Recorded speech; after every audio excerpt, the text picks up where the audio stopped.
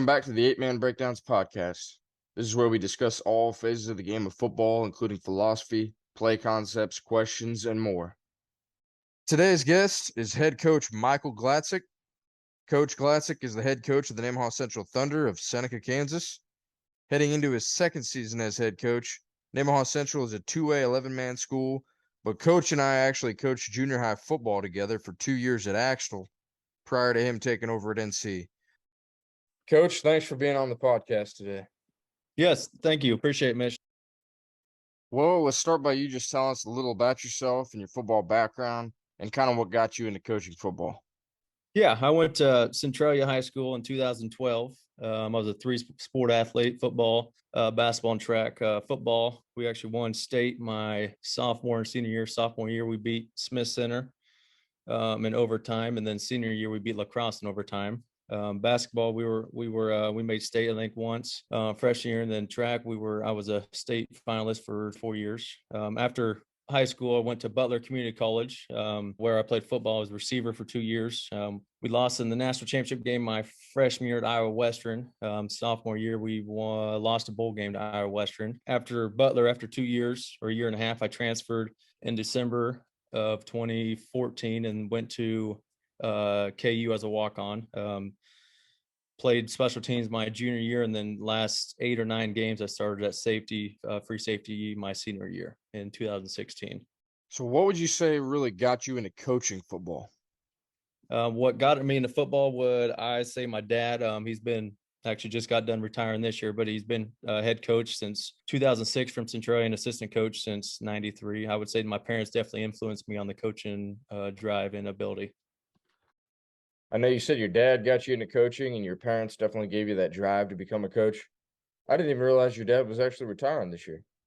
Yeah, he just had a retirement party for my parents this past Saturday. So, yeah. So tell me a little bit more about that. So having your dad as your head football coach in high school, just tell us kind of what was that relationship like?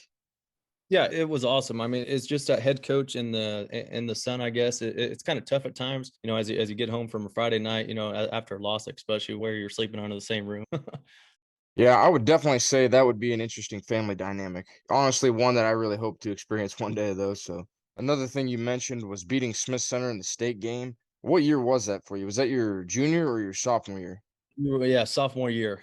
So again, talking about beating Smith Center, I know they had a long win streak going. Was there a win streak? Was that kind of a motivational factor for you guys? I'll be honest with you, during the week, it was a motivation for us because they had a big 79. I believe at that time it was nation's leading streak, and it possibly still is. But it was definitely motivation for us throughout the week of practice. I'm going to change gears here a little bit, Coach. I know you didn't have a lot of experience with the 8-man game, just coaching junior high, but I guess what's one thing you could say about your experience in the 8-man game? But yeah, just the experience that was definitely fun. I would definitely not coach it differently than between 8-man and 11-man. Obviously, it's 3 people, but you still got to block and you still got to tackle. So, Coach, tell me a little bit about last year. I know you guys made a run to the playoffs, but ran into Rossville. What, if anything, would you change if you could do it over again? Yeah, we went 7-3 last year. Honestly, if I could change something, it'd be bringing my quarterback back from an ACL injury. But other than that, I honestly wouldn't change much. Being a first-year guy, I would say experience was the biggest thing. After the season here, I went to Nebraska coaching clinic, KU coaching clinic, and KC coaching clinic. And I wish I would have known what I do now than I did back in last summer and early fall. So what would you say was the high point or turning point of last season? I know you said your quarterback got hurt. Would you say it was something where, younger guys stepping up and filling positions, or was there a specific point in the season? Go ahead. Yeah. After it was the Effingham game when Zach went out with an injury, and I had a receiver step in, Gavin Kane for the next game against St. Mary's. And St. Mary's, they were a good team. They only lost to Silver Lake by a couple points, and then Rossville by a couple touchdowns. But I would say that was the turning point when I had to stick somebody else back there. The Uphouse kid went out, and after that, and the kids definitely stepped up and rallied behind him. So, Coach, you said you're a 3-sport athlete in high school, and obviously you got a chance to play JUCO and go on to D1 and play in the Big 12 at KU. But as far as playing multiple sports in high school, how did that help contribute to your athletic success, not only in high school, but also your success, in college? and so far in life? What would you say about playing multiple sports?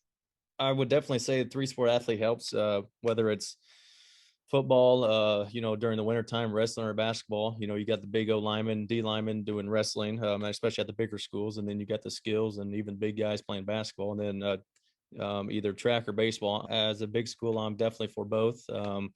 Whether kids, hell of a center fielder or shortstop or pitcher or catcher, or, he's a 100-meter, 400-meter at track or jumper, or a big guy at shot put. I would definitely say a three-sport athlete. It keeps you busy during the school year. It A, keeps you out of trouble, and B, it helps with the teammates. I 100% agree. And you're going to become more rounded overall in all aspects. And you might even have three different coaches. They might all coach differently. You're learning different techniques and ways to be coached and just growing as an athlete for sure. I 100% agree. Yeah, I think the trust process is definitely 100% better when you're out for three sports instead of one sport, and then you're taking 6 months off before the summer starts again. So what's your roster numbers looking like for this year? Last year we had about 40, 42 or 43 kids suit up. And then this year, right now during camp, we have about 46, 45, 46 kids. So my goal has always been 50 when I got the job last year. So hopefully, this year we can get a couple of stragglers out when school starts, or, next year or the year after we can get to 50, 52, 53. So now I'm going to kind of wind things down here and finish up here with this last question. What specifically do you look forward to this upcoming season? After the KU clinic, listen to Coach Leipold say how to get 1% better each day. And instead of focusing on the ultimate goal being the state championship, obviously that's everybody's goal. But my goal with the team is get 1% better each day. And hopefully that 1% better is going to make us better week by week. And then hopefully we can end up league champs and regional champs and so on and so forth during the postseason playoff run.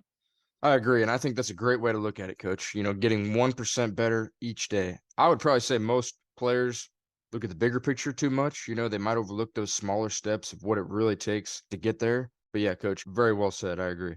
Yeah, it's got to be a day by day deal between drills and between practices and, definitely what they're putting in their body at nighttime on the weekend. So you definitely got to be committed during the football if you really want to make a deep run. So, Coach, thanks again for coming on and being on the podcast today. I really appreciate it. I appreciate it, Mitch. Thank you. Good luck this year. Thanks, Coach. Good luck to you this season as well. Again, that's Coach Glatczak, head coach of the Nemaha Central Thunder of Seneca, Kansas, heading into his second season as head coach there. Made the playoffs last year, lost to the eventual state champs there in round 2. Really looking forward to seeing what he does with the future of his program there. And that's going to do it for this episode of the 8-Man Breakdowns podcast. Remember, videos come out every Tuesday night, so be sure to tune in. If you have a question for me, the best way to reach me is by commenting in the comment section below. If you've learned anything or enjoyed any of these videos, please click subscribe and check out some of my other videos right here on the screen. And like always, thanks for tuning in, guys.